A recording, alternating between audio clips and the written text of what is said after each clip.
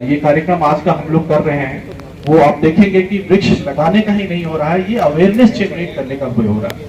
क्योंकि अगर हम लोग सिर्फ वृक्ष लगा दें और इसके बारे में सेंसिटाइज नहीं रहे तो इसकी रक्षा कौन करेगा। तो इसीलिए हम लोगों को वृक्ष लगाना भी है, इसको बचाना भी है। आज के इस कार्यक्रम में माननीय मुख्यमंत्री जी ने कई थीम्स भी दिए हुए हैं, जैसे आयुष वाटिका लगाया जा रहा है, नंदन वन लगाया जा रहा है, ग्राम वन लगाया जा रहा है। इस तरह के कई छोटे छोटे वन का भी इन्होंने कार्यक्रम दिया है। और ग्रामीण क्षेत्रों में तो मान लिया हमारे पास लैंड काफी बहुतायत में उपलब्ध होता है, तो शहरी क्षेत्रों के लिए एक नई विधि मियावाकी मेथड होता है, जिसमें कि कम क्षेत्रफल में हाई डेंसिटी वृक्ष को लगाकर हम लोग ज्यादा ग्रीनरी डेवलप करते हैं। तो इस तरह का कार्य भी हमारे जनपद में हो रहा है। आप लोगों की भूमिका बहुत ज्यादा इसमें सार्थक है। और जब तक जन आंदोलन नहीं बनता कोई कार्यक्रम, इस तरह के कार्यक्रम को जन आंदोलन बनना बहुत जरूरी होता है, क्योंकि हर एक लोगों को इसमें पार्टिसिपेशन अपनी महसूस होनी चाहिए कि हम भी पार्टिसिपेट कर रहे हैं, हम इसको आगे लेके जाएंगे। ये सिर्फ सरकार का कार्यक्रम नहीं बल्कि हमारा कार्यक्रम है। अगर इस मेथड से हम लोग आगे बढ़ेंगे तभी इसको हम लोग सफल बना पाएंगे। और पिछले 7-8 सालों में जो ये कार्यक्रम चला है उसमें ये चीज कम से कम ये आ गई है लोगों में कि अब आज के दिन नहीं तो कम से कम एक वृक्ष जरूर लगाना चाहते हैं। क्योंकि हम लोग आसपास भी देखते हैं कि हमारे जो पूर्वजों ने वृक्ष लगाए हैं उसी का फल हम लोग आज काट रहे हैं और उसी का फल हम लोग भोग रहे हैं। तो इसीलिए हम लोगों को इन सब चीजों पे ध्यान रखना चाहिए, ज्यादा से ज्यादा वृक्ष लगाने चाहिए।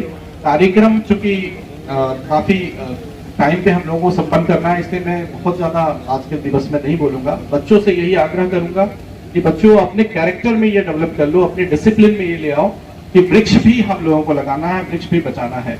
एक चीज मैं आप लोगों के साथ और शेयर करना चाहूंगा कि आप लोग जब देखते हो जैसे ही अभी मानसून खत्म होगा और ठंड का मौसम शुरू होगा तो एनसीआर दिल्ली जो आपके बहुत पास है वहां पे देखते होंगे कि कितनी कठिनाई आती है उसको लेकर, और उसका कहीं ना कहीं प्रभाव हमारे जनपद में भी पड़ता है।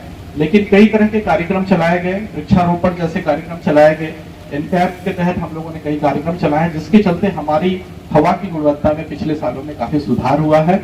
इसीलिए आप लोगों को ये अपने कैरेक्टर में जरूर डालना है कि पर्यावरण की रक्षा और पर्यावरण का संवर्धन बहुत जरूरी है।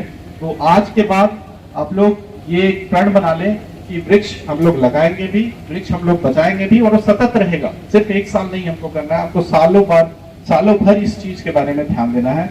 माननीय मंत्री जी का मैं पूरा धन्यवाद देता हूं। और आप लोग सभी लोग जो यहाँ पर मंचासीन अतिथिगण और हमारे सामने सभी प्यारे बच्चे हैं, आप सब यहाँ पर आए हैं, आपको बहुत बहुत धन्यवाद। और इसके लिए पूरे वन विभाग को और जितने भी विभाग इस कार्यक्रम में लगे हैं उन सबको मैं धन्यवाद देता हूँ कि आप लोगों ने बहुत ही कुशल नेतृत्व में अपना कुशल नेतृत्व दिखाया और आप लोगों ने ये काम जो है बहुत टाइमली किया है, जिससे कि हम लोग लक्ष्य पूरा करने में आज सफल रहेंगे।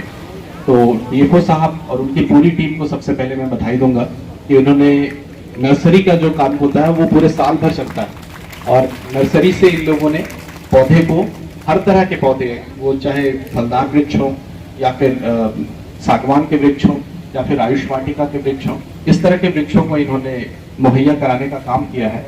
इसी तरह अन्य विभाग के लोग, जिसमें डीसी मनरेगा और पूरे हमारे, इसमें मैं बोलना चाहूंगा कि सबसे ज्यादा जो भूमिका हम लोगों की रहती है इसमें ग्राम प्रधानों की भूमिका बहुत अहम रहती है, क्योंकि वो ग्राम प्रधानों के नेतृत्व में ही पूरे ग्राम पंचायतों में ये कार्यक्रम होता है।